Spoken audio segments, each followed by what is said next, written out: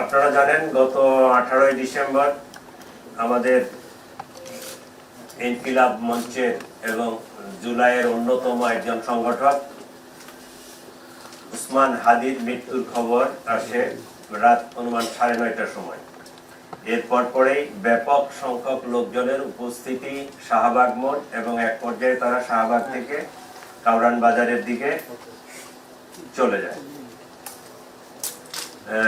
18 তারিখ রাত অনুমান 11টা থেকে সে দিবাগত রাত 19 তারিখ রাত 2টা-2:30 পর্যন্ত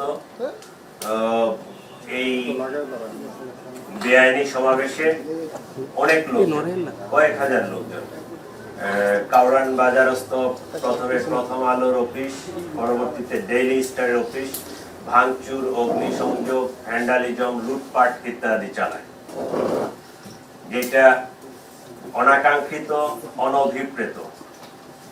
এটা আমরা কখনোই কাম্য করি না। কিন্তু কতিপয় দুষ্কৃতিকারী এরা সবসময় সুযোগের সন্ধানে দেশে একটা অরাজকতা পরিস্থিতি তৈরি করার চেষ্টা করে এবং কতিপয় লোক এই সুযোগে থাকে। কোনো জায়গায় একটা গ্যাঞ্জাম হলে ওখানকার সম্পদ, কম্পিউটার, টাকা পয়সা, এইটা ওইটা লুণ্ঠনের ইচ্ছায় তারা, অভিপ্রায়ে তারা ওখানে চলে যায়। আমাদের পুলিশ, সেনাবাহিনী সর্বোচ্চ চেষ্টা করেও তাদেরকে নিবৃত্ত করা যায়নি। এমনকি তারা ফায়ার সার্ভিসের গাড়িগুলো আসতে দেয়নি, রাস্তায় প্রতিবন্ধকতা করে ফায়ার সার্ভিসের গাড়িগুলো আটকে রাখছিল। এরকম অবস্থার সৃষ্টি হয়েছিল। গণমাধ্যমের এই ন্যাক্কারজনক ঘটনায় এখন পর্যন্ত প্রথম আলো মামলা করেছে। ডেইলি স্টারের মামলাটা প্রক্রিয়াধীন, কারণ তাদের কি পরিমাণ ক্ষয়ক্ষতি হয়েছে তারা এটা নির্ধারণ করতেছে। তাদের অফিসিয়ালি এটা নির্ধারণ করার পরেই তারা মামলাটা করবে, যে তাদের টোটাল আসলে কি কি খোয়া গেছে, কত টাকার ক্ষয়ক্ষতি হয়েছে, এই ফিগারটা তারা ফিগার আউট করতেছে। এই কারণে তারা মামলাটা করে নেয়। প্রথম আলোর মামলাটা হয়ে গেছে। ইতিমধ্যে Dhaka metropolitan police, DB, CTTC এবং অন্যান্য গোয়েন্দা সংস্থাগুলো ভিডিও ফুটেজ দেখে এই দুষ্কৃতিকারীদেরকে চিহ্নিত করার চেষ্টা করেছে এবং আমরা গ্রেফতারের প্রচেষ্টাও অব্যাহত রেখেছি। এখন পর্যন্ত থানা পুলিশ কর্তৃক 13 জন এবং সিটিটিসি কর্তৃক 3 জন, ডিবি কর্তৃক 1 জন, মোট 17 জনকে গ্রেফতার করতে আমরা সক্ষম হয়েছি। তাদের কাছ থেকে, একজন আসামির কাছ থেকে ওইখান থেকে নিয়ে যাওয়া টাকার মধ্যে নগদ 50,000 টাকা এবং সেই টাকা দিয়ে সে একটা টিভি কিনছে, একটা টাচ ফ্রিজ কিনছে, সেটা আমরা উদ্ধার করতে সক্ষম হয়েছি। তাদের বিরুদ্ধে পেনাল কোড, স্পেশাল পাওয়ার act, cyber security act, anti terrorism act, এই 4টা আইনে মামলা হয়েছে। মামলাটা বেশ শক্ত হয়েছে।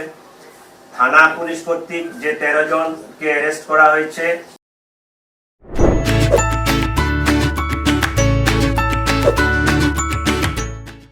তার মধ্যে মোহাম্মদ নাইম, তার বয়স 26, 1 নম্বর, তার কাছ থেকে টিভি, ফ্রিজ এবং টাকা উদ্ধার করা হয়েছে। মোহাম্মদ আকাশ আহমেদ সাগর, মোহাম্মদ আব্দুল আহাদ, মোহাম্মদ নজরুল ইসলাম ওরফে মিনহাজ, মোহাম্মদ জাহাঙ্গীর, মোহাম্মদ সোহেল রানা, মোহাম্মদ আব্দুল বারেক শেখ ওরফে আলামিন, রাশেদুল ইসলাম, সোহেল রানা, শফিকুল ইসলাম, এই 13 জনকে থানা পুলিশ কর্তৃক গ্রেফতার করা হয়েছে। মোহাম্মদ প্রান্ত শিকদার ওরফে ফয়সাল আহমেদ প্রান্ত, আবুল কাশেম, রাজু হুসাইন চাঁদ, এই 3 জনকে সিটিটিসি কর্তৃক গ্রেফতার করা হয়েছে। মোহাম্মদ সাইদুর রহমান, একে ডিবি কর্তৃক গ্রেফতার করা হয়েছে।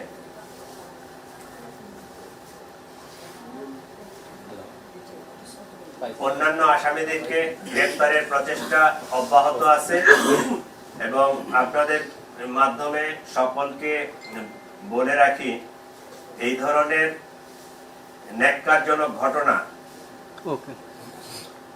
যেন না ঘটানো হয়।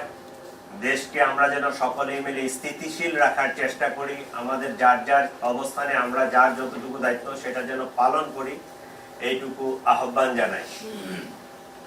আইন কেউ নিজের হাতে তুলে নেবেন না, এইটুকুই। আর আপনাদের উপর আপনাদের মাধ্যমে সকলের জন্য আমি একটা জিনিস ইনফরমেশন দেই যে আমাদের যে ফৌজদারি কার্যবিধি আছে এইটার 44 ধারায় এটা স্পষ্টভাবে বলা আছে এই দুষ্কৃতিকারী বা এই অপরাধী কতিপয় অপরাধ ওখানে একদম বর্ণনা করা আছে তাদেরকে ধরে দিতে বা ধরতে সহায়তা করতে জনগণ পুলিশকে সাহায্য করবে এটা আইনেই বলা আছে আইনানুগভাবে আমরা এটার জন্য কিন্তু এন্টাইটেড ওই যে আপনাদের মাধ্যমে আপনারা এবং যারা আমাদেরকে শুনতেছে সকলের কাছে আমাদের উদাত্ত আহ্বান শুধু এই ঘটনায় না আরো অন্যান্য ঘটনায় যে সকল আসামি আছে তাদেরকে যদি আপনারা আপনার এলাকায় দেখেন বা পান কোনো বাসায় থাকে বা ইয়া করে আপনারা তথ্য দিবেন এটা কিন্তু আপনাকে আইনানুগভাবে অধিকারটুকু দেওয়া হয়েছে আপনারা এই তথ্য দিবেন আমাদেরকে সহায়তা করবেন ধন্যবাদ সকলকে প্রশ্ন থাকলে প্লিজ একটা করে করেন আমি যতটুকু পারি আমি উত্তর দেওয়ার চেষ্টা করব হ্যাঁ জি ভাই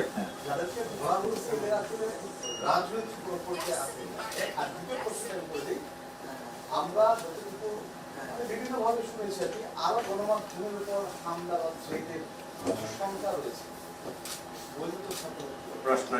প্রথম প্রশ্নটা হচ্ছে এই রাজনৈতিক সম্পৃক্ততা আমি খুঁজতে চাচ্ছি না আমি চাচ্ছি এরা দুষ্কৃতিকারী তারা আইন ভঙ্গ করছে আইন নিজের হাতে তুলে নিছে বাংলাদেশের প্রচলিত যে আইন যে বিচার ব্যবস্থা সেই বিচার ব্যবস্থায় তাদের বিচার নিশ্চিত করা হোক সে যে দলেরই হোক যে মতেরই হোক দ্বিতীয় প্রশ্ন যেটা এটা আপনি কোথা থেকে শুনছেন আমি জানি না আমাদের কাছে এরকম আপাতত ইনফরমেশন নাই তবে আমরা যদি এরকম ইনফরমেশন পাই অবশ্যই আমরা সেটাকে কার্ড করার জন্য প্রয়োজনীয় যে আইনানুগ ব্যবস্থা এটা আমরা নিব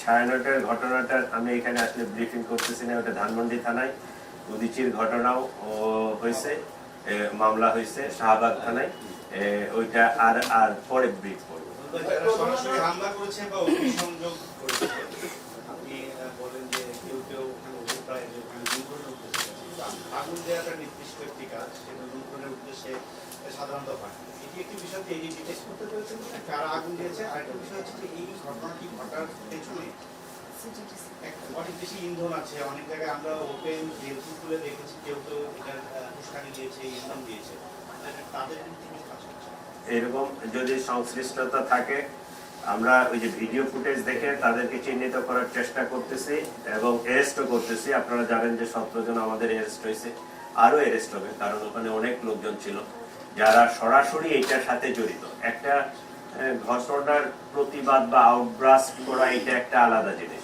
কিন্তু এই ঘটনার আড়ালে আমি একটা অফিসে গিয়ে আগুন দিয়ে দিব ভাঙচুর করব ভ্যান্ডালিজম করব এটা অনাকাঙ্ক্ষিত এইটা যারা করছে এটা ব্যাড ইন্টেনশন নিয়ে করছে তাদেরকে আমরা অবশ্যই আইনের আওতায় নিয়ে আসবো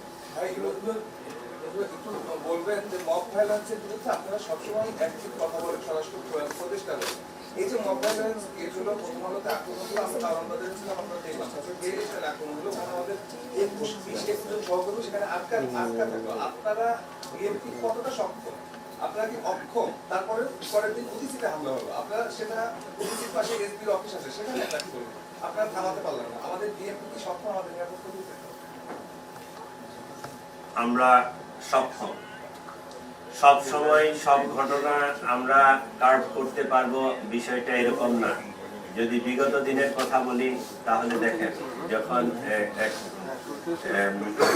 পাবলিক সেন্টিমেন্ট একটা গ্রো করে এটাকে রিজেন্টমেন্ট করার জন্য রাষ্ট্রীয় যে সক্ষমতা সেটা রাষ্ট্র তো সর্বোচ্চ পর্যায়ে সেটা ব্যবহার করে কাউরান বাজারের যে ঘটনাটা ওখানে যে অবস্থা ছিল এটার অন্তরালে আরো কিছু বিষয় আছে আমরা যদি ওখানে অ্যাকশনে যেতাম তাহলে গুলি হইতো 2-4 জন মারা যেত পাল্টা তারা পুলিশকে আমার ওখানে যে পুলিশ ফোর্স ছিল পুলিশ ফোর্সের উপর আক্রমণ করতো এবং আমরা জানি না যে তাদের মনের ভিতরে কি ছিল যদি পুলিশ 2-4 জন সদস্য আমার সেদিন নিহত হইতো তাহলে আপনারা জানেন যে পুলিশ জাস্ট 1 বছর আগে বিরাট একটা ট্রমা থেকে আমরা তাদেরকে এই পর্যায়ে নিয়ে আসছি সামনে ইলেকশন এই পুলিশের যদি আবার নতুন করে ক্যাজুয়ালিটি হয় এই পুলিশটাকে দিয়ে আমি সামনে আগাইতে পারবো না, যে কারণে ওখানে আমরা অ্যাকশনে যেতে পারি নাই।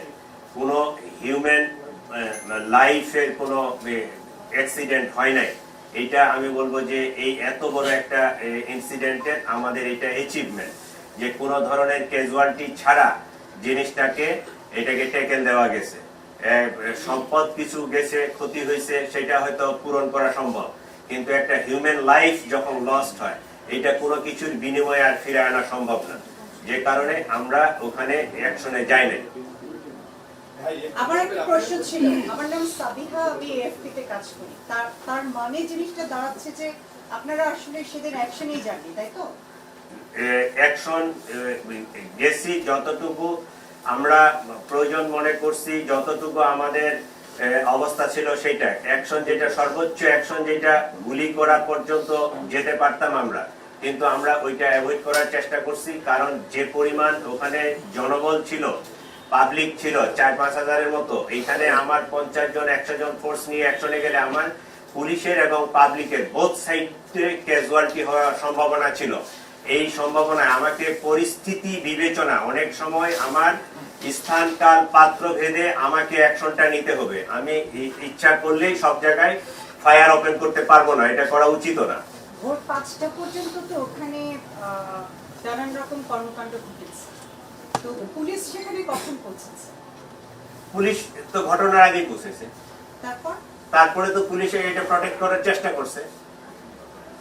পুলিশ বাধা দিছে, পুলিশ পারে নাই। পুলিশ এক পর্যায়ে, যে ডিসি তেজগাঁ আছে, পুলিশ এক পর্যায়ে মাপ চাইছে, তাদেরকে মাপ চাইছে করজোরে যে আপনারা এই কাজটা করবেন না, কিন্তু আমাদের অ্যাকশন নেওয়ার মতো সেখানে অবস্থা ছিল না।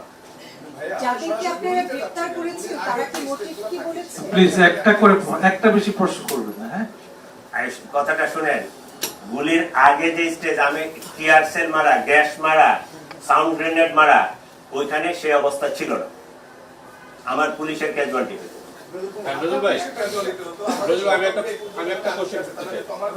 লাস্ট একটা কোশ্চেন নাই, লাস্ট একটা কোশ্চেন। নুরুল ভাই, আমি নুরুল আমিন কথা বলতে কাজ করি। নেক্সট ঘটনাগুলিতে যদি এইরকম গ্যাদারিং হয়, 5,000-10,000 লোক হয়, সেখানেও কি আপনারা ব্যর্থ হবে?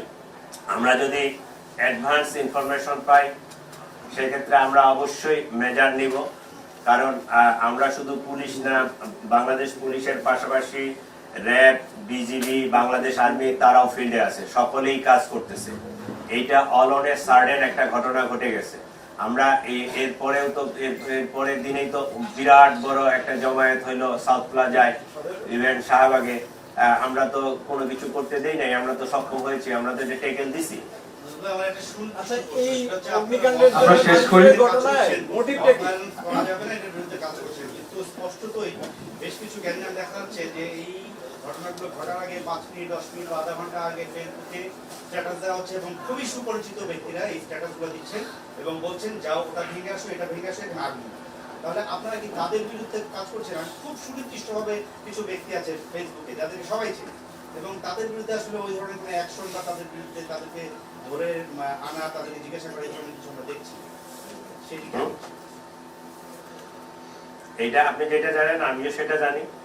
এইটা এখন বাংলাদেশে না, সারা পৃথিবীতে নিউ ট্রেন্ড শুরু হয়েছে। এই যে টেকনোলজির যে অ্যাডভান্টেজ এবং ডিসঅ্যাডভান্টেজ দুটাই, টেকনোলজি যখন আগাচ্ছে, আমরা যেমন অ্যাডভান্টেজ এক সময় এইখান থেকে বাংলাদেশ থেকে যদি আমেরিকায় কথা বলতাম, আমরা যখন স্টুডেন্ট ছিলাম, স্কলারশিপ বা ইত্যাদির জন্য চেষ্টা করতাম, তো টেলিফোন করার মতো অবস্থা ছিল না। আমরা সংসদ ভবনে গিয়ে ওই এমপি সাহেবদের টেলিফোন ইউজ করে কথা বলতাম। আর এখন আপনি মুহূর্তে মুহূর্তে যে কোনো জায়গা থেকে সারা পৃথিবীতে যোগাযোগ করতে পারেন। এইটা হচ্ছে অ্যাডভান্টেজ।